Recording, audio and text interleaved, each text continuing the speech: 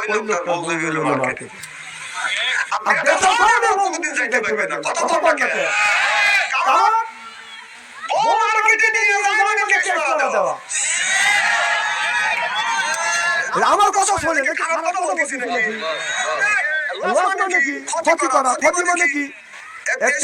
অর্থ ভিন্ন, বহু প্রকারের। আপনারা এক জায়গায় মানে এক জায়গাকার গালি এক জায়গায় বলি, রাগ করেন না। আমি বসে আছি এত কতটাই, আমি বসে আছি শাড়ির দাম কতই ভালো করে দেন, শাড়িটা আমরা বানাইছি, শাড়ির দাম 550 টাকা। বলি গেছে সাজাতে সাজাতে যে ভাই আপনার শাড়ি কিনে ভালো শাড়ি আছে, কানে ভালো শাড়ি আছে। তারপর বলতেছে তুমি দেখো তো, আমি বল টাকা তো করে দিয়ে গেছো তো সেটা করে সাইজে। আমি ওইতে দেখে নিলে আমি দিয়ে খালি নিলে বললাম, তাও রাস্তা ফিরে শুরু করলাম যে আল্লাহ এমন জায়গায় এসে বসলাম।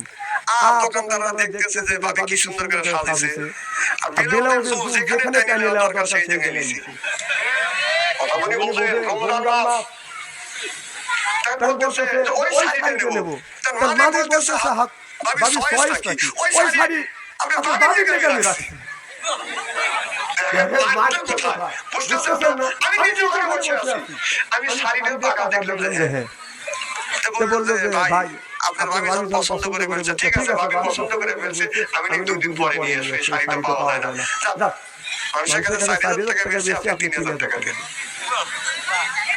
কথা কি বুঝতেছেন আমার?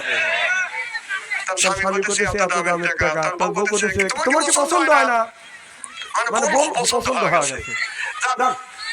ভাই কিছু বললেন, তার বউ বলতেছে যান 2500 টাকা দিলেন,